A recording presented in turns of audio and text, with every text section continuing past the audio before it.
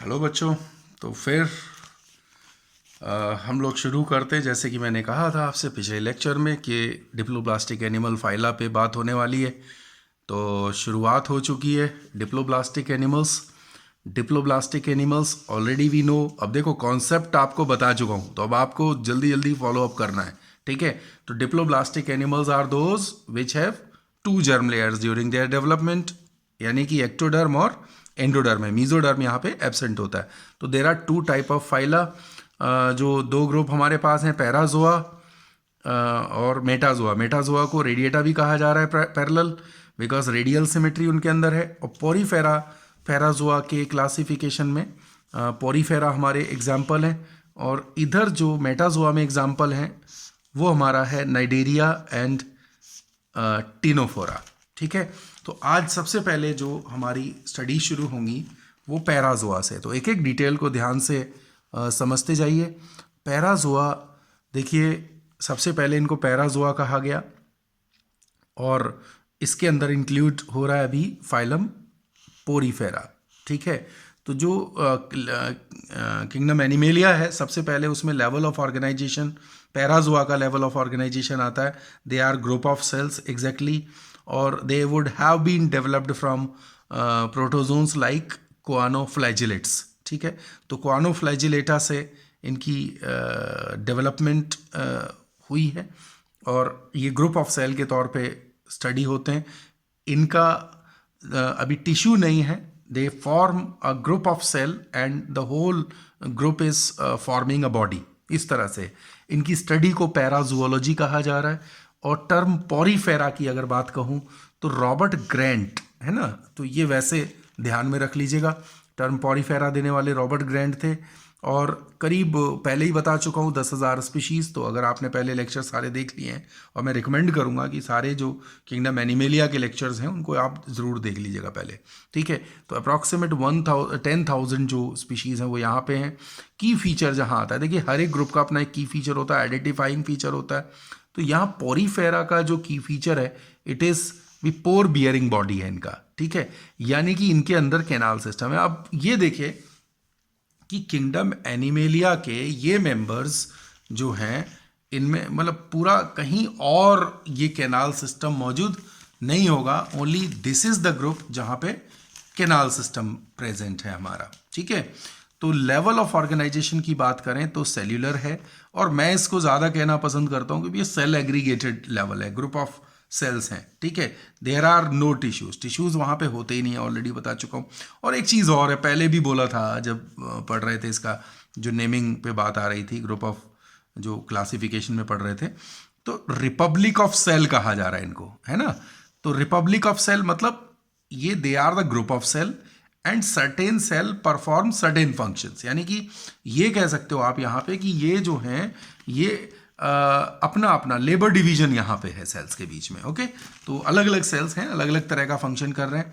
तो बाकी ये है कि यहाँ एम्ब्रियोनिक फेज में दो लेयर्स बनते हैं, they are diploblastic. Already we have done this, already बता चुका हूँ। और सिमेट्री कोई यहाँ पे फिक्स नहीं है, नॉट फिक्स्ड है symmetry, not fixed, symmetry fix नहीं है। और क्योंकि प्लांट की तरह सबस्ट्रेटम पे उगते हैं ये, और एक्वेटिक केसेस हैं सारे के सारे, हैबिटेट इनका एक्वेटिक है। और सेडेंट्री या सेसाइल, ये दे आर फिक्स्ड, है ना। सेसाइल या सेडेंट्री का मतलब होगा the organisms which are fixed to the substratum और फिक्स्ड बॉडी, फिक्स्ड सरफेस, तो वो मूव नहीं कर रहे, है ना। जैसे प्लांट भी सेडेंट्री या इसी तरह से होते हैं, सेसाइल होते हैं, तो इसी तरह ये भी है। तो शुरू में क्या हुआ कि पोरीफेरा को देख करके लग रहा था कि ये कोई एनिमल नहीं है, ये तो प्लांट है। बट इसके मोड ऑफ न्यूट्रिशन से डिफाइन हुआ कि ये तो एनिमल हैं, because they don't show any kind of autotrophism, है ना, हेट्रोट्रॉफिक हैं। तो इसलिए इनको हमने रखा है किसमें, इनको रखा है किंगडम एनिमेलिया में अभी। तो मोस्टली मैरीन है। बस एक चीज़ समझ लीजिए, ओनली 150 स्पीशीज़ हैं इनके फ्रेश वाटर, है ना, 150 फ्रेश वाटर हैं, बाकी सब जो है वो मैरीन वाटर है। क्लासिफिकेशन जो होता है वो उनके एंडोस्केलेटन पे बेस्ड होता है, जो एक्चुअली क्या है कि एक्टोडर्म और एंडोडर्म के बीच में, एक्टोडर्म यहाँ पे नेकोडर्म कहलाती है और एंडोडर्म यहाँ पे क्वानोडर्म, उसके बीच में स्पेस होता है, नॉन लिविंग जिलेटिनस स्पेस है यहाँ पे बीच में, और उसको मीजोहाइल कहा जा रहा है। उसी मीजोहाइल के अंदर यहाँ पे स्पॉन्जिन फाइबर और स्पिक्यूल्स होते हैं। स्पिक्यूल्स मतलब एंडोस्केलेटन, है दोनों चीज़ें। तो यहाँ पे जो स्पिक्यूल्स हैं वो सिलिका यानी कि ग्लास के बने हो सकते हैं, या फिर वो कैल्शियम कार्बोनेट के हो सकते हैं। ठीक है, उसी एंडोस्केलेटन के बेस पे इनकी क्लासिफिकेशन है। तो एक सरसरी निगाह से क्लासिफिकेशन हम सभी का देखेंगे, जितने भी फाइलम हम लोग पढ़ेंगे, है ना। आजकल वैसे क्लासेस तक का क्लासिफिकेशन उतना प्रोमिनेंटली एग्जाम में नहीं पूछा जा रहा, लेकिन फिर भी हम एक बात जान लें कि भी अगर क्लासिफिकेशन हो ही रहा है तो कौन कौन सी क्लासेस हैं। तो एक सरसरी निगाह से हर एक का क्लासिफिकेशन हमने देखना है, हर एक ग्रुप में देखेंगे। तो ल्यूकोसोलेनिया एग्जाम्पल है, ठीक है, एक ग्रुप का, और कैलकेरिया नाम की क्लास है। ठीक है, this class Calcarea is the class, और ल्यूकोसोलेनिया एग्जाम्पल है। Leucosolenia is the most simple sponge कहा जाएगा। ठीक है, और हेक्सेक्टेनिलिडा नाम से क्लियर है कि जो उसके जो स्पिक्यूल्स होंगे उसमें 6 रेज होंगी, 6 कांटे होंगे, और इनके जो स्पिक्यूल हैं वो सभी ग्लास के बने हुए हैं, सिलिका के, और कैलकेरिया में कैल्शियम कार्बोनेट के। ठीक है, तो हेक्सेक्टेनिलिडा का जो एग्जाम्पल है हमारे पास यूप्लेक्टेला है, इसको वीनस फ्लावर बास्केट भी कहा जाता है। It is also called as Venus flower basket. और इसके बारे में कहानी है कि भाई ये जो इसका एंडोस्केलेटन है ये जापान में शादियों में गिफ्ट किया जाता है, कि एक बहुत अच्छा मैरिज गिफ्ट है जापान में, क्योंकि वो स्पेशली कौन सा यूप्लेक्टेला, जब इसकी बॉडी देखते हैं ना तो बाहर ऐसे केज जैसा बन जाता है। एंडोस्केलेटन ड्राइड बॉडी निकालेंगे तो इसका एंडोस्केलेटन केज जैसा होगा, और ख़ासतौर से उस तरह का गिफ्ट दिया जाता है जिसमें 2 कोई इंसेक्ट या कोई क्रस्टेशिया जो है अंदर ट्रैप किए हुए हो, तो दैट इज उसको शुभ माना जाता है, शादियों में गिफ्ट करते हैं वहां पे। ठीक है, यूप्लेक्टेला वीनस फ्लावर बास्केट। ठीक है, इसके अलावा एक हाइलोनिमा है, ग्लास रोप स्पंज के नाम से जानते हैं इसको, it is called as glass rope sponge. ठीक है, तो यूप्लेक्टेला की बात थी, तो यूप्लेक्टेला को क्या कहेंगे, Venus flower, Venus flower. Actually जो वीनस गॉड है वो एक फ्लावर बास्केट को होल्ड किए हुए उनका स्टैच्यू रहता है, तो वही उसी तरह का वास जैसा स्ट्रक्चर है, तो वीनस फ्लावर बास्केट। हाइलोनेमा जो है it is called as glass rope sponge, glass rope sponge. Then एक तीसरा क्लास है यहाँ पे डेमोस्पंजिया। डेमोस्पंजिया में ये जो 150 फ्रेश वाटर स्पीसीज थे वो इसी डेमोस्पंजिया को बिलोंग करते हैं, अकेले हैं। सारे जो फ्रेश वाटर स्पीशीज़ हैं वो आएंगे, ऐसा नहीं है कि डेमोस्पंजिया में सिर्फ फ्रेश वाटर आएंगे, मरीन वाटर भी हैं, लेकिन 150 स्पीशीज़ जो पूरे फाइलम की हैं वो इसी को बिलोंग करेंगे, डेमोस्पंजिया। तो डेमोस्पंजिया में जो फेमस एग्जाम्पल है वो हमारा स्पॉन्जिला है। स्पॉन्जिला को ये फ्रेश वाटर फॉर्म है, Spongilla is a fresh water, common fresh water sponge. ठीक है, और यू स्पॉन्जिया ये बड़ा इकोनॉमिकली इंपॉर्टेंट है, और ये इसको कहते हैं bath sponge. You Spongia is bath sponge. ठीक है, तो 3 क्लासेस हैं। सबसे पहले में कैल्शियम कार्बोनेट का स्केलेटन कैलकेरिया, ल्यूकोसोलेनिया इसका एग्जाम्पल है, हेक्सेक्टेनिलिडा में ग्लास का स्केलेटन बना होगा स्पिक्यूल्स का, और डेमोस्पॉन्जिया में जो ज़्यादातर केसेस में स्पॉन्जिन फाइबर होगा, बड़ा रिच होगा, और थोड़े स्पिक्यूल्स भी, ग्लास स्पिक्यूल्स भी हो सकते हैं किसी किसी केस में। You Spongia is a very important sponge. इसका जो स्केलेटन है उसको बाथ स्पंज के तौर पे इसको यूज़ किया जाता रहा है। ठीक है, नहाने के लिए इसका इस्तेमाल, बॉडी को रब करने के लिए करते हैं। ठीक है, तो नेक्स्ट इज अब बात है कि एक स्पॉन्ज की बॉडी किस तरह से होती है, क्या उसका सिस्टम होता है। तो आप देख रहे हो कि जो बॉडी है ये पूरी वास शेप है। ठीक है, ये देख रहे हो कि पूरा जो है जैसे एक थर्मस बॉटल होता है उस तरह से, बट इसकी बॉडी में काफ़ी सारे छेद देख रहे हैं जिनको हम ऑस्टिया कहते हैं ये।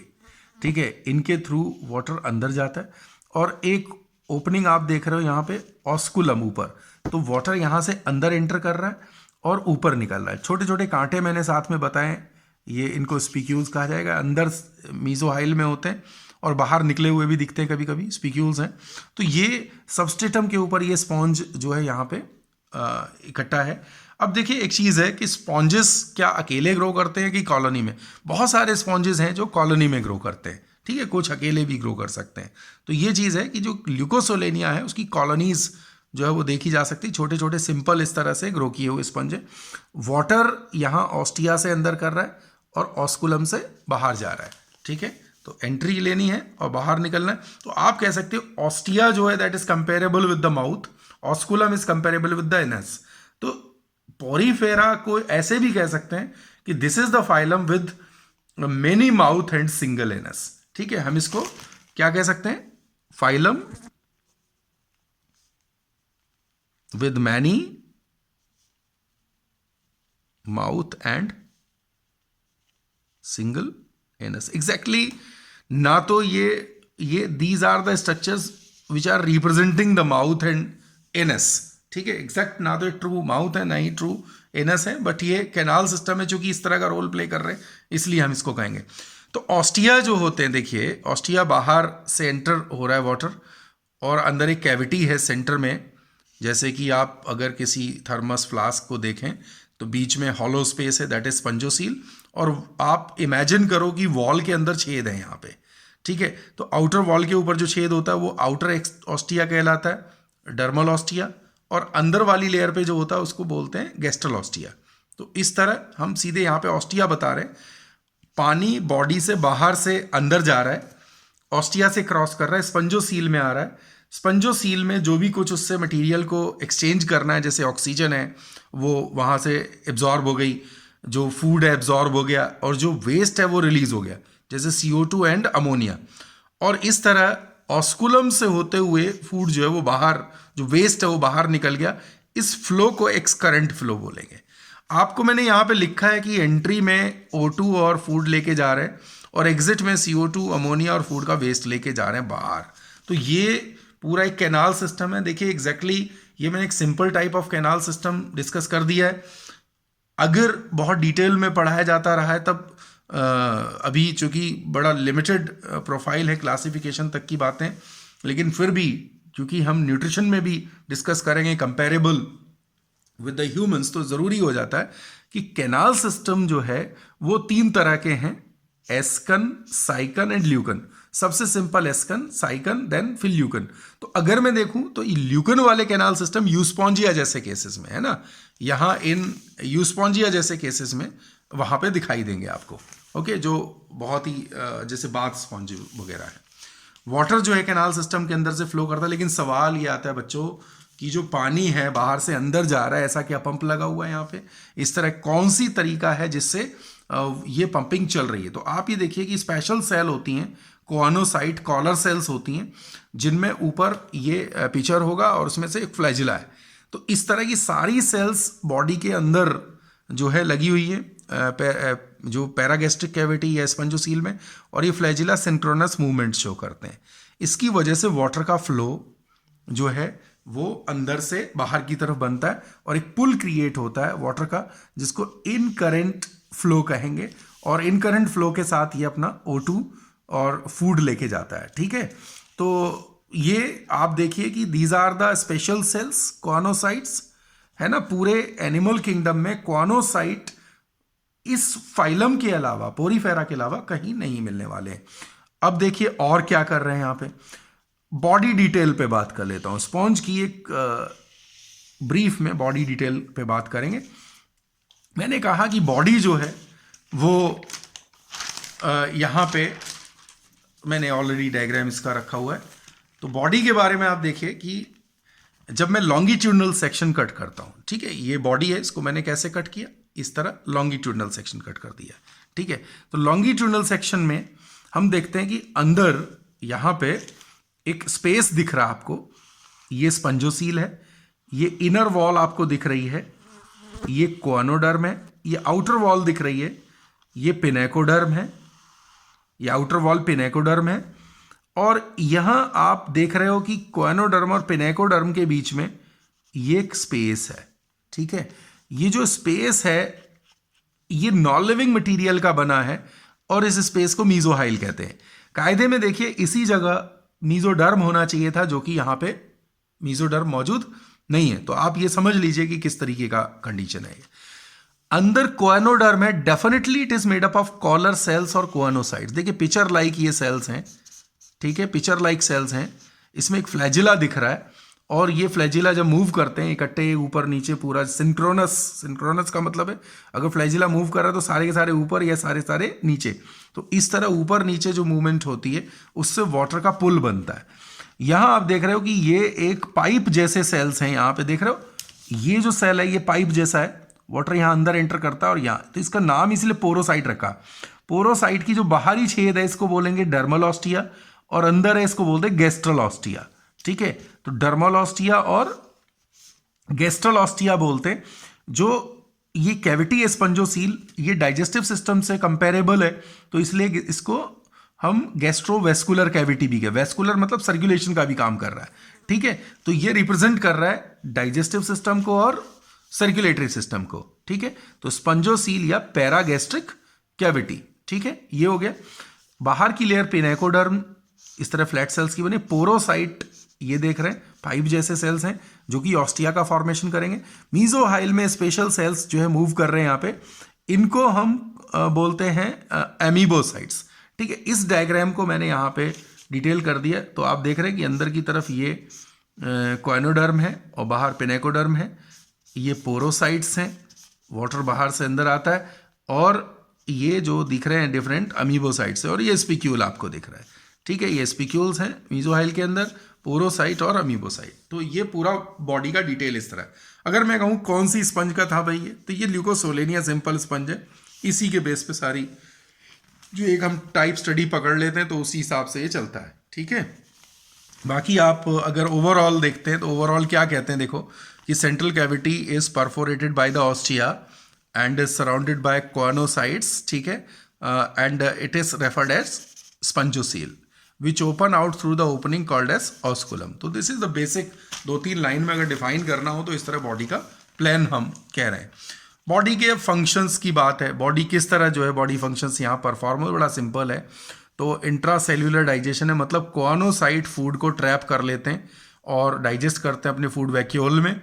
और इस तरह रेस्पिरेशन कैसे होगा, तो रेस्पिरेशन जनरल बॉडी सरफेस के थ्रू है, अंदर बाहर जो वाटर टच होता है तो उसके साथ जो ऑक्सीजन होती है उसको ये ट्रैप कर लेते हैं, और जो बदले में जो पैदा होता है वो है CO2, और जो प्रोटीन मेटाबॉलिज्म है उसका वेस्ट जो है वो अमोनिया के तौर पे यहाँ पे रिलीज होता है, ठीक है। तो एक्सकरेंट कैनाल में CO2 और अमोनिया मौजूद होगा। बॉडी की सपोर्ट है एंडोस्केलेटन से, स्पिक्यूल्स हैं एक, तो वहाँ पे स्पॉन्जिन फाइबर्स हैं, ठीक है। स्पॉन्जिन फाइबर के साथ जो है सल्फर वगैरह जो है इसके साथ इम्प्रेगनेट होगा, और जबकि जो स्पिक्यूल्स हैं इनमें कैल्शियम कार्बोनेट है और सिलिका के बने हुए हैं। सिलिका है तो ग्लास स्पॉन्जेस कहेंगे हमको उनको, और हेक्सेक्टिनेलिडा के पार्ट हैं, और कैलकेरियस हैं तो उसको कैलकेरिया में बोलेंगे। स्पॉन्जिन फाइबर जहाँ ज़्यादा है वो डेमोस्पॉन्जिया के मेंबर्स हैं, ऑलरेडी डन है, ठीक है। एंडोस्केलेटन यहाँ मौजूद है, और ये सारे मेंबर्स सेडेंट्री हैं, सही बात है। तो डिस्ट्रीब्यूशन कैसे होता है भैया, एक बार अगर एक स्पॉन्ज यहाँ पे ग्रो कर रखा है तो वो एक्स जगह पे वाई जगह पे वो कैसे ग्रो करेगा। समुद्र में तो बहुत दूर तक स्पंज पहले। एक बात बता दूं, जो ठंडे ओशंस हैं जो बिल्कुल एकदम से जहाँ टेम्परेचर बहुत ही 10 डिग्री के नीचे मौजूद है, तो वहाँ स्पॉन्जेस जो हैं वो नहीं मिलते हैं, ठीक है। स्पॉन्जेस हमेशा वार्म सीज के अंदर जो है वो मिलेंगे आपको, ठीक है। तो ये जो डिस्ट्रीब्यूशन है मैं बात कर रहा था, सेडेंट्री केस है, तो हाउ इट इज, जैसे सीड का डिस्पर्सल प्लांट्स में पढ़ते हो, यहाँ पे कैसे होगा, यहाँ पे किस तरह एक जगह से दूसरी जगह स्पॉन्ज जाएगा। तो लार्वा स्टेज जो है वो मोबाइल होती है, ठीक है। यहाँ पे पैरेनकाइम्यूला लार्वा है और दूसरा एम्फीब्लास्टुला है। तो एम्फीब्लास्टुला लार्वा असल में क्या है कि ये इसकी एम्ब्रियोनिक स्टेज है ब्लास्टुला स्टेज, ठीक है। और जो पैरेनकाइम्यूला है वो गैस्ट्रुला स्टेज होती है। कुछ केसेस में पैरेनकाइम्यूला जैसे ल्यूकोसोलेनिया में, और साइकन में एम्फीब्लास्टुला जैसा केस मिलेगा, याद रखेंगे, ठीक है। तो यहाँ रिप्रोडक्शन की बात करोगे तो रिप्रोडक्शन देखो, लाइफ साइकिल कह रहा हूँ, इनडायरेक्ट है, लार्वा स्टेज है, सेक्सुअल रिप्रोडक्शन है, तो लाइफ साइकिल इनडायरेक्ट है, ठीक है। फर्टिलाइजेशन ये अंदर कैनाल सिस्टम के अंदर ही हो जाएगा, तो ये इंटरनल फर्टिलाइजेशन है, जो कि क्रॉस भी हो सकता है, सेल्फ भी हो। क्रॉस का मतलब कि गैमीट जो है दूसरे स्पंज में अगर कैसे भी चले गए तो क्रॉस हो जाएगा, लेकिन यूजुअली सेल्फ है। लाइफ साइकिल इनडायरेक्ट है, ठीक है। एम्फीब्लास्टुला लार्वा है, पैरेन्काइमुला। मैं बता चुका हूं कि जो साइकन नाम का स्पंज है वहां पे आप एग्जांपल दे सकते हो। ल्यूकोसोलेनिया में जो है ये आप दोगे पैरेन्काइमुला। पैरेन्काइमुला कायदे में गेस्टुला स्टेज है, और एम्फीब्लास्टुला ब्लास्टुला। आप ऐसे याद रखो कि भी गेस्टुला ब्लास्टुला दो स्टेजेस होंगी, तो जिसमें नाम ब्लास्टुला है एम्फीब्लास्टुला वो ब्लास्टुला स्टेज है, और रिमेनिंग वाला जो है वो है पैरेन्काइमुला स्टेज, ठीक है। बात करता हूं कि भैया एसेक्सुअल रिप्रोडक्शन कैसे हुआ। तो हाउ इट हैपन, ये एक तो बडिंग है बॉडी के ऊपर। ये समझिए कि ये एक स्पॉन्ज है, ठीक है। ये स्पॉन्ज है तो इसके ऊपर एक बेबी स्पॉन्ज ग्रो कर रहा है, ये बाद में डिटैच हो जाता है तो ये नया इंडिविजुअल बन जाएगा। इसके बाद करते हो भी हाई रीजनरेशन पावर है, टुकड़े टुकड़े कर दो ये नया ग्रो कर जाएगा, ठीक है। इनको दर्द नहीं होता है, इनमें कोई नर्वस सिस्टम नहीं है, तो फ्रेगमेंटेशन जो है होता है, अलग अलग जो है ये ग्रो कर जाते हैं। इसके बाद है ग्यूम्यूल फॉर्मेशन। ग्यूम्यूल्स क्या है भैया, ग्यूम्यूल्स जो है they are actually these are a kind of bud जो कि फ्रेश वाटर फॉर्म में यूजुअली मिलेगा। तो इंटरनल बर्ड होती है, इंटरनल बर्ड मतलब एंडोडर्म से बनेगा, और ये जो है एक्सटर्नल बर्ड है यहाँ पे, ठीक है। ये इंटरनल बर्ड है और ये एक्सटर्नल यहाँ पे बर्ड है। जो कॉमन बर्ड है, ये बर्डिंग की बात कर रहा हूँ तो एक्सटर्नल बर्ड, और ग्यूम्यूल की बात कर रहा हूँ तो ये इंटरनल बर्ड है। एग्जैक्टली समझ में आ गया आपको। तो अभी क्या है, ये जो फॉर्मेशन है इस तरह से, ग्यूम्यूल्स कब बनेंगे, तो यहाँ दो बातें हैं। एक तो ये फ्रेश वाटर स्पॉन्जेस में बड़े कॉमन है, क्योंकि तालाब अक्सर ऑड सीजन में जो है तालाब सूख जाते हैं। जब डेसिकेशन होगा, मतलब जब ड्रॉट आ जाएगा, तो ड्रॉट में ये सूख जाएंगे, और सूखने से स्पंज खत्म हो गया। अब क्या करें, स्पॉन्ज को तो कंटिन्यू करना है। तो जब स्पॉन्ज खत्म होता है तो अपने पीछे वो ये ग्यूम्यूल्स को छोड़ जाता है। एक्चुअली ग्यूम्यूल्स क्या हैं, वो स्पेशल एमीबोसाइट्स अंदर होल्ड किए हुए होंगे, आर्कियोसाइट्स जिनको कहा जाता है। तो आर्कियोसाइट्स एक्चुअली जो हैं वो सेल्स होंगी जो कि यहाँ पे किसी भी तरह का ऑर्गन बना सकती हैं, किसी भी तरह के सेल्स बना सकती हैं। इनको हम बोलेंगे कि टोटीपोटेंट सेल्स हैं। तो टोटीपोटेंट सेल्स होती हैं, जैसी मौसम फेवर का आता है तो ग्यूम्यूल्स नए स्पॉन्जेस में ग्रो कर जाते हैं। कुछ ऐसा भी देखा गया है, कभी कभी बहुत मरीन वाटर स्पॉन्जेस में भी ग्यूम्यूल बनते हैं, लेकिन वहाँ बनते हैं जब फूड की स्कैर्सिटी आ जाती है तब ग्यूम्यूल बन जाते हैं। जैसे ही फूड अबंडेंस होगा तो वापस वहाँ पे जो लाइफ है वो रिवाइव कर जाएगी, नए स्पॉन्जेस उससे ग्रो कर जाएंगे। तो ग्यूम्यूल इज इंपॉर्टेंट, ठीक है। +2 में भी चूंकि जब रिप्रोडक्शन पढ़ते हैं तो वहाँ पे भी ग्यूम्यूल फॉर्मेशन हम जो है ग्यूम्यूलेशन पढ़ते हैं, ठीक है। स्पॉन्जेस में ये इंपॉर्टेंट आइडिया क्वेश्चन आ जाते हैं इसमें से, ठीक है। तो अब बात यह है कि जो कहाँ से इनका डेवलपमेंट हुआ होगा, तो कोएनोफ्लैजिलेट्स हैं, काइंड ऑफ प्रोटोजोन्स हैं, उन्हीं से प्री कैम्ब्रियन फेज में स्पॉन्जेस डेवलप हुए, ठीक है। एक चीज़ और यहाँ इसको क्लोज करने से पहले मैं बता दूं कि जो सेल्स होते हैं, या जब बॉडी डिटेल हम डिस्कस कर रहे हैं, तो मैंने आपको बताया था कि आउटर लेयर पिनेकोडर्म है, इनर लेयर कोएनोडर्म है, मिडल लेयर यहाँ पे मीजोहाइल वो मौजूद है, non living gel like material है। मीजोहाइल के अंदर डिफरेंट टाइप्स ऑफ सेल्स हैं जिनको अमीबोसाइट्स कहा गया। डिफरेंट टाइप्स ऑफ सेल्स हैं। उन अमीबोसाइट में कुछ हैं थीजोसाइट, ट्रोफोसाइट, स्क्लेरोब्लास्ट, स्पॉन्जियोब्लास्ट, आर्कियोसाइट्स। इंपॉर्टेंट है आर्कियोसाइट्स, अभी मैं बताऊंगा इनके क्या क्या रोल्स हैं, तो रटने की जरूरत नहीं है, समझने की बात है। क्रोमोसाइट है। थीजो का काम है फूड को स्टोर करना, they store food. Tropho nutrition word के लिए यूज होता है।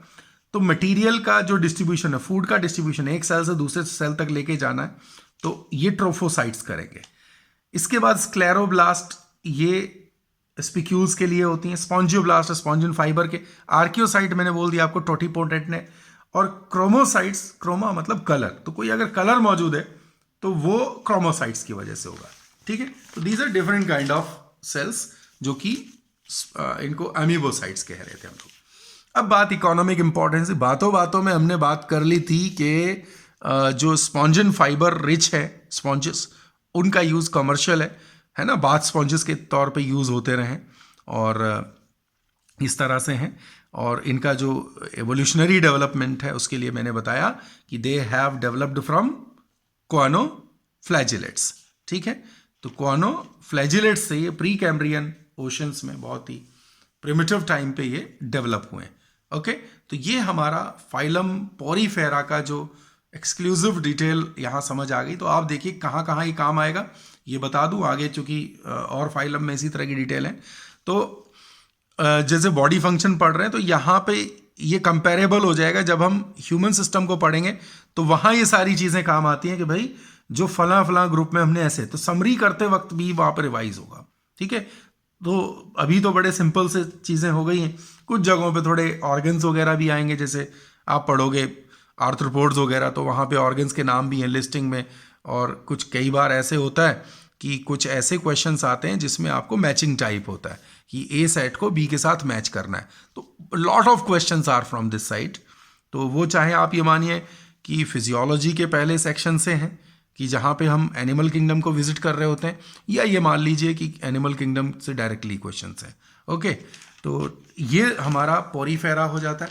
अभी मेटाजोआ ग्रुप में हम एंटर करें, डिप्लोब्लास्टिक का पैराजोआ कंप्लीट हो गया। मेटाजोआ में हमारे पास जो मेंबर्स हैं वो कौन है? मेटाजोआ के मेंबर्स को मैं रेडिएटा के नाम से भी डिनोट कर रहा हूँ, और चूंकि रेडियल सिमेट्री है, इसके एग्जाम्पल है नाइडेरिया, ठीक है, और दूसरा टीनोफोरा। तो नाइडेरिया के बाद टीनोफोरा आएगा। तो जो नाइडेरिया है यहाँ पे देखिए मेटाजोआ, रेडिएटा भी बोल रहे हैं इसको, और नाइडेरिया में की फीचर है नाइडोसाइट, लेकिन पुराना नाम इसका भैया सीलेंट्रेटा है। इनका ओल्ड नेम इज सीलेंट्रेटा। तो स्टूडेंट्स, जो अभी सीलेंट्रेटा का अगर मैं मानता कि भी सीलेंट्रेटा नाम रहता तो की फीचर क्या होता है यहाँ पे, तो सीलेंट्रॉन होता। ठीक है, सीलेंट्रॉन से सीलेंट्रेटा। गैस्ट्रोवेस्कुलर कैविटी सीलेंट्रॉन का दूसरा नाम है। एक्चुअली कोई बॉडी कैविटी ट्रू नहीं होती या मीजोडर्म से नहीं डिराइव होती है। तो ये जो सीलेंट्रॉन है वो प्रेजेंट है। जैसे इसको कंपेयर कर सकते हो पोरीफेरा की गैस्ट्रोवेस्कुलर कैविटी से, या जो स्पंजोसील के साथ में। ठीक है, स्पंजो मीन स्पंज और सील मतलब कैविटी। तो नंबर ऑफ स्पीशीज लगभग वो अप्रॉक्सीमेट हैं, 10,000 के आसपास हैं। एक्वेटिक हैं सभी, कुछ एक मेंबर फ्रेश वाटर, हाइड्रा जो है वो फ्रेश वाटर हो जाता है। काफ़ी तरह के इसमें केसेस सेडेंटरी भी हो सकते हैं और दे में भी मोबाइल, है ना, फ्री लिविंग भी हो सकते हैं, but most of them are carnivore. और भाई बड़े स्पेशल हैं ये, इनमें ये कभी किसी अपने प्रे का पीछा तो नहीं करते हैं, क्योंकि बहुत नर्वस सिस्टम प्रेजेंट है, शुरू हुआ है पहली बार। नर्व सेल्स पहली बार इसी फाइलम में मिले। ठीक है, पोरीफेरा में कोई नर्व सेल्स नहीं है, कंपेरेबल आइडिया है। और कार्निवोर्स हैं, पीछा नहीं कर रहे हैं, लेकिन कोई इनसे आगे टकरा जाए तो उनकी बॉडी में एक पॉइजन ये इंट्रोड्यूस कर देते हैं, जो कि हिप्नोटॉक्सिन नाम से जाना जाएगा। और जो नाइडोसाइट्स हैं वो यही हिप्नोटॉक्सिन को होल्ड करने के लिए जानी जाती हैं। 0.2 सेकेंड में शिकार को ये पैरालाइज कर देता है। 0.2 सेकेंड एक्शन टाइम है।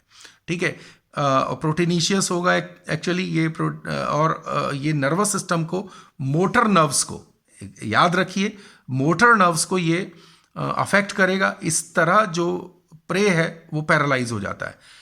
अपने जेलीफिशेस के अटैक के बारे में सुना होगा, ह्यूमंस को भी अटैक कर देते हैं।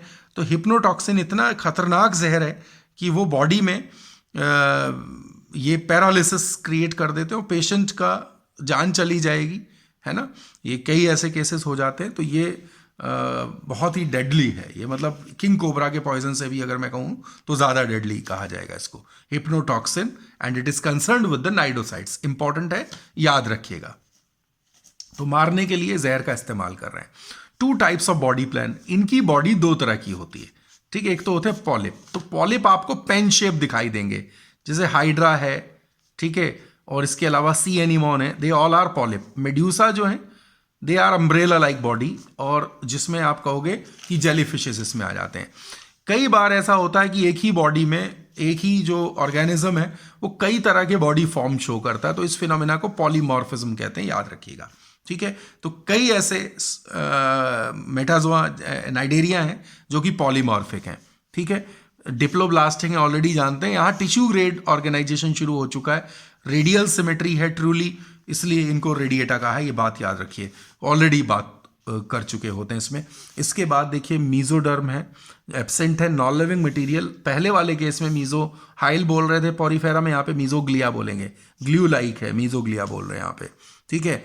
और जो बॉडी में इसकी डर्मिस होती है, तो इसको जो एक्टोडर्म होती है एक्चुअली, तो एक्टोडर्म जो है वो एपिथेलियोमस्कुलर लेयर है, और अंदर जो है एंडोडर्म, दैट इज गैस्ट्रोमस्कुलर लेयर, ठीक है। और बॉडी में आप देख रहे हो कि बीच में कैविटी है। मैं हाइड्रा को कट किया लॉन्गिट्यूडनल सेक्शन में, या मान सकते हो सी एनीमॉन को। तो हाइड्रा देख रहे हैं लॉन्गिट्यूडनल सेक्शन में, इसमें आप देख रहे हो कि बाहर की एक लेयर है, इसमें सेल्स यहाँ पे शो किया मैंने, तो यहाँ डिफरेंट टाइप्स ऑफ सेल्स, अंदर भी डिफरेंट टाइप ऑफ सेल्स, और आप देखें कि ये एक सराउंड कर रहे हैं कैविटी को यहाँ पे, ठीक है। तो कई बातें यहाँ समझ आ जाएंगी, बॉडी प्लान समझ आ जाएगा, ब्लाइंड सैग बॉडी प्लान है। आप देख रहे हैं कि माउथ है यहाँ पे, यहाँ से फूड जो है वो सेम इसी ओपनिंग से अंदर आएगा, इसी से बाहर जाएगा, तो ब्लाइंड सैग बॉडी प्लान है। हाइड्रा है, हाइड्रा के टेंटिकल्स आप देख रहे हो, ये टेंटिकल हॉलो होते हैं। कभी कभार पहले जब हाइड्रा सिलेबस में होता था तो क्वेश्चन आता था कि हाइड्रा के टेंटिकल्स का टाइप क्या, तो हॉलो टेंटिकल्स मैंने अभी बनाना नहीं भूला, उसको पूरा आपको साइंटिफिकली इसको ड्रॉ किया है, आई मीन टू से। तो यहाँ पे माउथ प्रेजेंट है, माउथ जिस वॉल्केनिक इरप्शन एलिवेशन जैसी जगह पे है उसको हाइपोस्टोम कहा जा रहा है, ठीक है, हाइपोस्टोम कहा जा रहा है। तो फूड यहीं से एंटर करेगा, यहीं से एग्जिट करेगा। Coelenteron, coelenteron is referred as gastrovascular cavity. तो जब मैं यहां कहता हूं gastrovascular, gastro is stomach, vascular is circulatory system, ठीक है। तो ये डाइजेस्टिव सिस्टम, ये सर्कुलेटरी सिस्टम, दो सिस्टम्स को रिप्रेजेंट कर रहा है। जब सिलेंट्रॉन को कहता हूं तो सीलोम, सीलोम प्लस एंट्रॉन मतलब गट। तो आप देखो कि सिलेंट्रॉन का मतलब है ये बॉडी कैविटी का काम कर रही है, गट का काम कर रही है। गैस्ट्रोवेस्कुलर का मतलब है डाइजेस्टिव सिस्टम का काम कर रही है, सर्कुलेटरी सिस्टम का काम कर रही है। इसका मतलब यहाँ पे जो डाइजेस्टिव सिस्टम है ये तो कॉमन बात है, और सीलोम, सीलोम और सर्कुलेटरी सिस्टम ये एडिशनल फंक्शंस हैं। आप ये कह सकते हो इसका मतलब जो डाइजेस्टिव सिस्टम है तो कॉमन ही होगी ना फैक्टर। तो यहाँ पे सिलेंट्रॉन is basically performing 3 aspects, number 1 coelom, number 2 digestive system, और नंबर 3 सर्कुलेटरी सिस्टम, ओके। तो यहाँ देख रहे हैं बॉडी का डिटेल समझ आ गया आपको। तो एपिथेलियोमस्कुलर लेयर बाहर वाली लेयर है, एक्टोडर्म है, और गैस्ट्रोमस्कुलर इनर लेयर है। तो गैस्ट्रोमस्कुलर में जो सेल्स हैं वो क्या देख रहे हो, gastromuscular cells, gland cells, flagellated cells, interstitial cells, different cells हैं। ये असल हाइड्रा में देखते हैं तो ऐसा होता है, ठीक है। आप देख रहे हैं बाहर क्या क्या मौजूद है। तो हाइड्रा के केस में अगर बात करते तो बाहर जो है एपिथेलियोमस्कुलर सेल्स हैं, इंटरस्टिशियल सेल्स हैं, नर्व सेल्स हैं। यहाँ नर्व सेल्स भी, अंदर भी नर्व सेल्स होते हैं, यहाँ नर्व लिखना भूल गया हूँ, अंदर भी नर्व सेल्स होते हैं। तो इसके बाद ग्लैंड सेल्स हैं, नाइडोसाइट्स हैं। हाइड्रा जैसे केसेस में बाहर की तरफ ये स्टिंगिंग सेल्स नाइडोसाइट्स हैं, और इंटरस्टिशियल सेल जो है, एक नाम देख रहे हैं अंदर बाहर है, तो ये टोटिपोटेंट है, ठीक है, दे आर टोटिपोटेंट सेल। अब एक यहां पे एक चीज और बता दूं, नाइडोसाइट है, तो नाइडोसाइट एक तरह के सेल्स हैं जो कि पॉइजन होल्ड करते हैं यहाँ पे, ठीक है, हिप्नोटॉक्सिन होल्ड करते हैं। तो आप देखिए नाइडोसाइट इस तरह का पिक्चर लाइक सेल होगा, इसमें एक ये मैकेनो रिसेप्टर है, ठीक है, और नाइडोसेल इसको बोलते हैं, और ये इसके अंदर जो है ये एक स्पाइन कंटेनिंग फ्लैजिलम है, और ये ऑपरकुलम है, ठीक है। इट इज नाइडोसेल और ये ऑपरकुलम, ठीक है, ये फ्लैजिलम, ये जहर में पूरा बुझा हुआ होगा, और ये इसका इनर, ये पूरा ये बॉडी रहेगा। क्या है कि ये ऐसे ऐसे हजारों लाखों सेल्स जो हैं बॉडी के बाहर यूजुअली सरफेस पे होते हैं, हाइड्रा में टेंटिकल्स के पास होंगे, लेकिन दूसरे केसेस में ये बॉडी के अंदर भी रह सकते हैं, है ना। तो इट डिपेंड्स अपॉन की स्पीशीज कौन सी है। तो आप ये देखिए कि पिक्चर है, इस पे ढक्कन लगा हुआ है, बाहर ये नाइडोसेल है, कोई क्रस्टेशियन वगैरह, असल में इनके फेवरेट फूड होते हैं क्रस्टेशिया। आर्थ्रोपोड्स हैं, स्मॉल क्रस्टेशिया हैं, जैसे वाटर फ्ली वगैरह जो है वो इसके फूड होते हैं। तो फूड आके नाइडोसल से टकराया, टकराने के बाद ये ढक्कन बाहर खुलता है, अंदर से फ्लैजिलम बाहर हो जाता है, डिस्चार्ज होगा। तो ये फ्लैजिलम जो है उस कंडीशन में बॉडी के बाहर आ जाएगा और सीन क्या बनेगा, ये होगा। तो ये उस पैरा जो प्रे है उसकी बॉडी पे हिट करेगा एक विप की तरह, एक हंटर की तरह, और जहर को उसकी बॉडी में पहुंचा देगा। तो एक नाइडोसिल सिर्फ एक ही बार जो है काम कर पाएगी, बिकॉज एक बार डिस्चार्ज हो गए तो फिर ये अपना काम करके ओवर हो जाते हैं। ठीक है, इस तरह से। बाकी एक चीज़ है कि नाइडोसिल का काम होल्डिंग का भी होता है, ऑफेंस डिफेंस भी है, फूड का कैप्चर भी है। तो ये सारा जो स्पेशली है नाइडोसाइट्स याद रखिएगा, नाइडोसिल है इसमें, और ऑपरकुलम कवरिंग यहाँ पे देख रहे हैं। फूड क्रस्टेशियंस है इनका। ठीक है, अभी चूंकि फूड फिजियोलॉजी पे बात आई नहीं है तो वो भी अभी आ रही, तो अभी बताता हूँ क्या है क्लासिफिकेशन। इस ग्रुप का जो है वो बेस्ड अपॉन है बॉडी के टाइप पे और उनके पॉलीमॉर्फिज्म वगैरह जो फिनोमेना होता है उसके बेस पर। तो आप ये देख लीजिए, क्लास हाइड्रोजोआ है जिसमें हाइड्रा, ओबेलिया, फाइसेलिया। तो हाइड्रा तो पॉलीफॉर्म होता है, फ्रेश वाटर है, ओबेलिया फाइसेलिया मैरीन वाटर है और पॉलीमॉर्फिक है। ठीक है, इनकी बॉडी में कई सारे तरह के जूइड्स मिलते हैं। असल क्या है, एक वर्ड यूज कर रहा हूं यहां पे, जूइड। ठीक है, तो टाइप ऑफ जूइड जो है, असल ये बॉडी जो है इट इज अ जूइड। ठीक है, तो जूइड मतलब प्रिमिटिव एनिमल के लिए आप जूइड वर्ड यूज करते हो। तो ये जूइड हैं डिफरेंट टाइप के, तो जिनमें मिलेंगे ओबेलिया, फाइसेलिया, पॉलीमॉर्फिक हैं। एंथोजोआ, एंथोस का मतलब फ्लावर होता है, एंथोलॉजी फ्लावर की स्टडी है, लेकिन यहां क्लास है एंथोजोआ। एंथोजोआ में सी एनीमोन, ठीक है, सी एनीमोन जो है वो इसके एग्जाम्पल्स हैं। कोरल रीफ इसके अंदर एग्जाम्पल है, ग्रेट बैरियर रीफ के बारे में आपने नाम सुना होगा। इसके बाद जो है कह रहा हूं आपसे कि भी ये जो है स्काइफोजोआ एक ग्रुप है, क्लास है स्काइफोजोआ। स्काइफॉस का मतलब जो है अम्ब्रेला लाइक है, या इसको आप बाउल कह सकते हो, और जेली फिशेज इसके एग्जाम्पल हैं, ऑरेलिया जैसे। तो ये 3 क्लासेस यहाँ भी हैं, Hydrozoa, Anthozoa, Scyphozoa.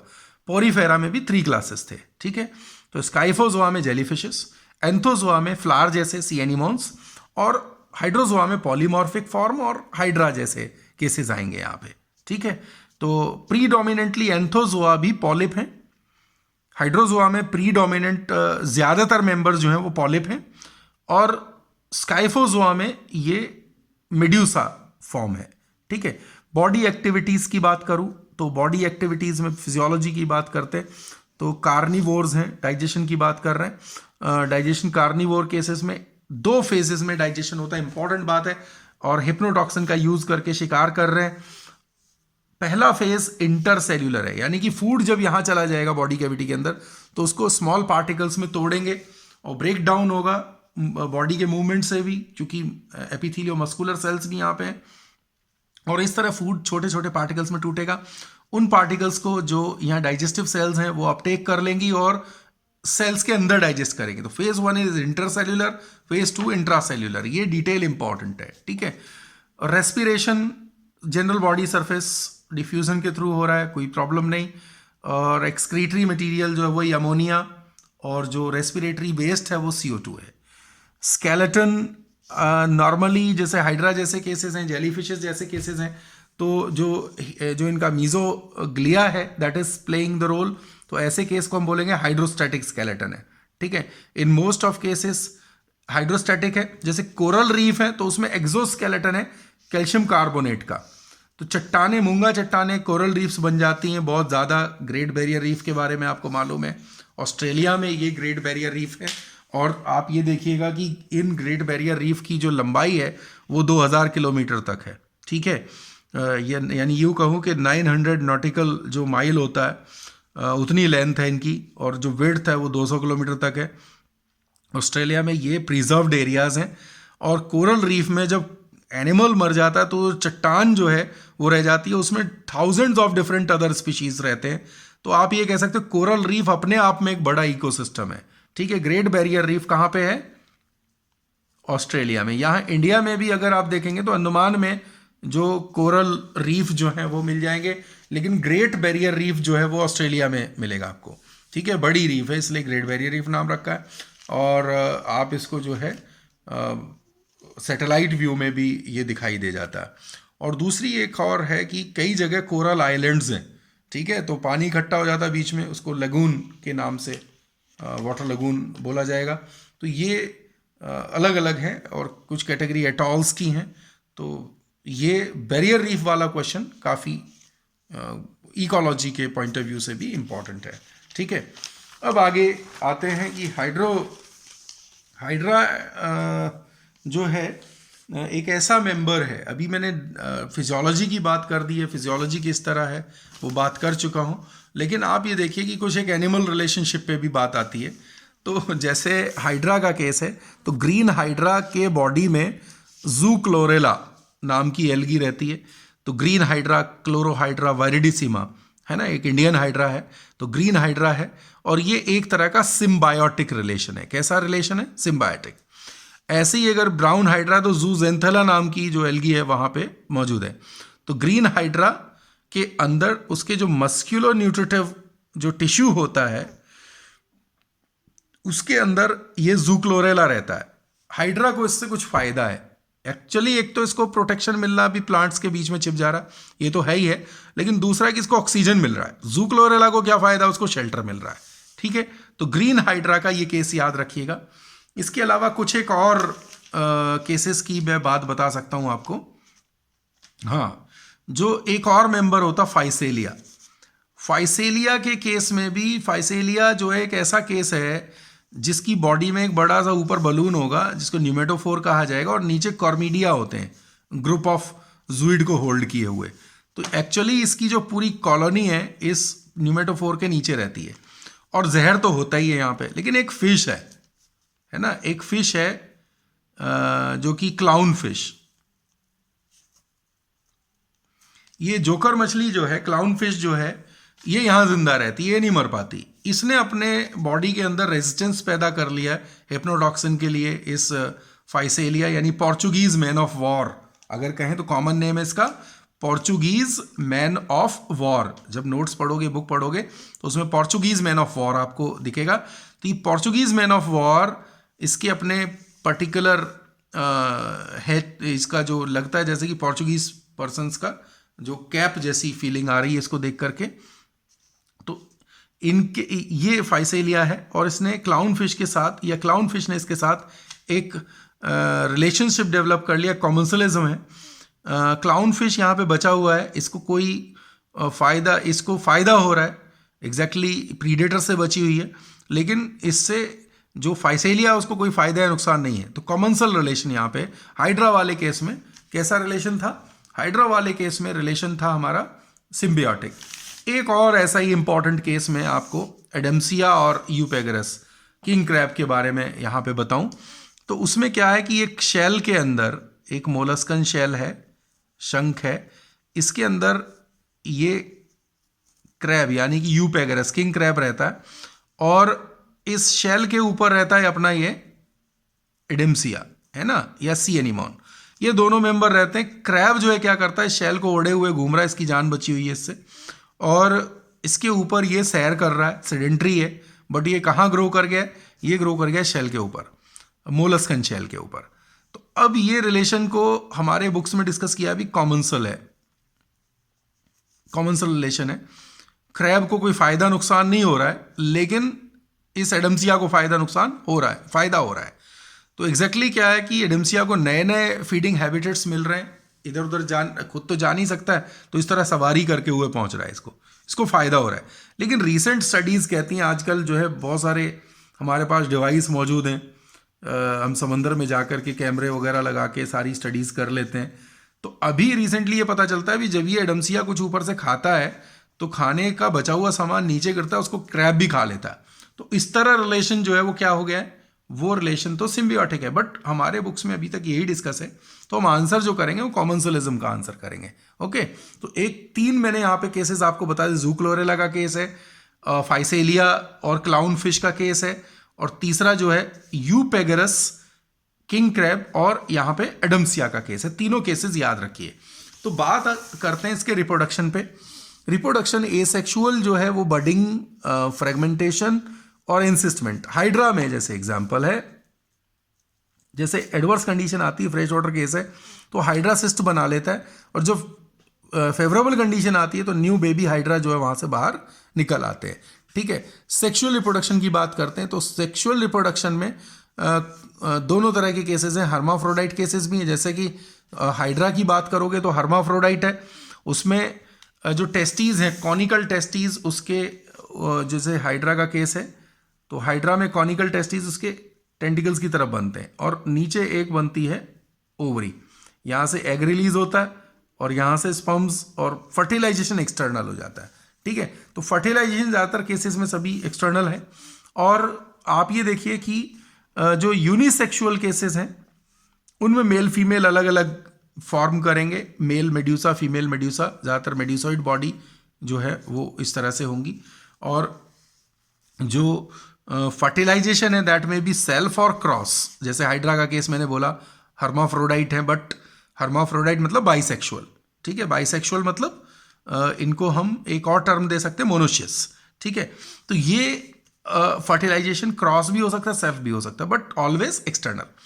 Life cycle direct भी हो सकती है, इनडायरेक्ट भी हो सकती है। देखिए हाइड्रा की लाइफ साइकिल डायरेक्ट है, there is no larva stage, लेकिन जैसे ओबेलिया का केस है, ऑरेलिया का केस है, ओरेलिया मतलब जेलीफिश, ओबेलिया मतलब ओबेलिया एक मेंबर होगा जिसको हम सी फर के नाम से जानते हैं, ओरेलिया जेलीफिश है। तो ओबेलिया में प्लेन्यूला लार्वा है और एफाइरा लार्वा इज इन ओरेलिया। ठीक है, अब कुछ स्पेशल बात है लाइफ साइकिल में, मेटाजेनेसिस, ये समझने वाला इंपॉर्टेंट केस है। ठीक है, metagenesis is also called as alternation of generation. This is called as alternation of generation. क्या मतलब है, एक जनरेशन कॉलोनी है, generation 1, next generation free living है। ठीक है, G2 जो है फ्री लिविंग है, फिर जो है जनरेशन जो फ्री लिविंग है उससे कॉलोनी बन जाती है। एक बात और है कि जो कॉलोनी है ए सेक्सुअल रिप्रोडक्शन करती है, और जो फ्री लिविंग केसेस हैं ये मेड्यूसा होते हैं और यूनिसेक्सुअल होते हैं, मेल फीमेल अलग अलग होते हैं, मेल फीमेल अलग अलग होते हैं और क्रॉस फर्टिलाइजेशन करते हैं। ठीक है, ये यानी कि सेक्सुअल है। कॉलोनी एसेक्सुअली ग्रो करती है और जो एसेक्सुअल कॉलोनी है वो मेड्यूसा बनाती है, मेड्यूसा फॉर्म यानी कि अम्ब्रेला जैसे दिखेंगे। कॉलोनी जो है वो ऐसे ये पॉलिप्स ग्रो करते रहेंगे अलग अलग। ठीक है, तो ये बड़ा इंपॉर्टेंट एग्जाम्पल है मेटाजेनेसिस का, और वो है ओबेलिया। ओबेलिया की पहले कॉलोनी होती है, उसके बाद they grow into the free living medusa. Free living medusa produce gametes, gametes से फर्टिलाइजेशन होगा और प्लेन्यूला स्टेज यहां पे आ जाएगी। प्लेन्यूला स्टेज आने के बाद ये कॉलोनी जो है वो ग्रो कर जाएगी और इस तरह ये ऑल्टरनेशन ऑफ जनरेशन चलेगा। तो ये समझ में आ गया आपको। स्पेसीमेन इंपॉर्टेंट देखिए, हाइड्रा है पूरे इस फाइलम का, जेलीफिशेस को आप ध्यान रखेंगे, एडेम्सिया याद रखेंगे, फाइसेलिया है, ओबेलिया है। ओबेलिया और फाइसेलिया आप देखो दोनों पॉलीमॉर्फिक हैं। यहाँ देख रहे हो फाइसेलिया के केस में नीचे डिफरेंट काइंड ऑफ जूइड नीचे लटके हुए हैं, डिफरेंट टाइप्स ऑफ फॉर्म्स हैं यहाँ पे जूइड्स के, यानी कि डेक्टाइलोजूइड, गोनोजोइड, गेस्ट्रोजोइड, गेस्ट्रोजोइड फूड कलेक्ट करेंगे, गोनोजोइड गोनेट बनाएंगे, डेक्टाइलोजोइड हंटिंग के लिए काम करेंगे। इसके अलावा कोरल्स यहाँ पे देखो, फंजिया नाम का कोरल है, कोरेलियम रेड कोरल है, फंजिया जो है ब्रेन कोरल है, ट्यूबीफोरा जो है वो ऑर्गन पाइप कोरल के नाम से जाना जाएगा। ओके, तो ये हमारा फाइलम जो है नाइडेरिया खत्म हो जाता है। एक लास्ट में मेटाजोआ का छोटा सा फाइलम है, माइनर फाइलम है, जो जुड़ा है अपने स्टडी में, टीनोफोरा के नाम से जानते हैं। और मेटाजोआ और नाइडेरिया में फ़र्क ये है कि दे आर विदाउट नाइडोसाइट्स। ये जो टीनोफोरा है विदाउट नाइडोसाइट है, और इनके जो इनको कॉम्ब जेलीज, सी वॉलनट, इन नामों से कॉमनली जो हम इनको जानेंगे, स्विमिंग कैट ऑफ आई, इस तरह के इनके कॉमन नेम्स हैं। मेरीन है, कोई फ्रेश वाटर फॉर्म नहीं है। और इसके अलावा जो मेंबर्स हैं सभी सोलेटरी हैं, एक ग्रुप में नहीं है। जो नाइडेरिया था दे में लिव इन ग्रुप, उनका कॉलोनी भी है कई जगह, ओबेलिया की आप कॉलोनी देख रहे थे, ठीक है। फ्री स्विमिंग है ना, यानी कि पेलेजिक फॉर्म्स इनकी जो है मौजूद हैं। ऑलवेज सॉलिटरी हैं, बता चुका हूं। और इनमें ऐसा नहीं है जैसे नाइडेरिया के केस में ब्लाइंड गट था, माउथ ओपनिंग एक ही थी। यहां पे क्या है कि ब्लाइंड गट नहीं है, माउथ है और उसके बाद बाहर निकलने के लिए फूड के लिए जो है अलग ओपनिंग्स जो है वो प्रेजेंट रह जाती हैं। इनको एनल ओपनिंग्स कह सकते हैं, ठीक है। इनकी बॉडी में स्पेशल सेल अलग होती हैं, देखिए कोलोब्लास्ट हैं अटैचमेंट के लिए, जबकि नाइडेरिया में नाइडोसाइट्स थे। इसके अलावा एक चीज और देखोगे, इनकी बॉडी के ऊपर 8 सीलियरी रोज हैं जिनको कॉम्ब रोज के नाम से जानेंगे। और ये चीज यहां पे इंपॉर्टेंट है। एक और बात है, बायोल्यूमिनेसेंस, अंधेरे में चमकते हैं, ठीक है। इनकी 2 क्लासेस हैं, टेंटिकुलेटा एंड न्यूडा। टेंटिकुलेटा मतलब टेंटिकल्स बॉडी के ऊपर मौजूद है। इसमें एग्जाम्पल्स आप दे देंगे, सेस्टम है, प्लूरोब्रैंकिया बड़ा कॉमन है भैया, पेपर में आया, इसको ध्यान रखिएगा। और टीनोप्लेना एग्जाम्पल है, सी वॉलनट, प्लूरोब्रैंकिया को सी वॉलनट के नाम से, सेस्टम वीनस गर्डल के नाम से। इनको आप मार्क कर लो भी, ये इंपॉर्टेंट है, ठीक है। न्यूडा जो है, न्यूडा से क्लियर है कि भी इसकी बॉडी पे टेंटिकल्स नहीं होंगे, ठीक है। बेरो करके केस है, सी माइटर्स के नाम से है ये, इसको याद रख लेंगे। इसके अलावा रिप्रोडक्शन की बात कर लें भाई, रिप्रोडक्शन इसमें हर्माफ्रोडाइट केसेस हैं, यानी कि मोनोशियस केसेस हैं, ठीक है। लाइफ साइकिल मेनली मैं कह रहा हूं कि सेक्सुअल रिप्रोडक्शन यहां प्रीडोमिनेंट है, ठीक है। और लाइफ साइकिल जो है इनडायरेक्ट है, और लाइफ साइकिल साइडिपिड नाम का लार्वा, याद रखिएगा साइडिपिड लार्वा है, ये मिलेगा इसमें। और गॉनेड जो है वो एंडोडर्म से डेवलप होते हैं। हाइड्रा में देख रहे थे गॉनेड एक्टोडर्म से डेवलप हो रहा है, ठीक है। इनके केस में साथ ही कोई पॉलीमॉर्फिज्म नहीं है, बॉडी में एक ही तरह की केसेस हैं। जैसे आप देखो, आपने पहले केस यहां पे देखा जो आपका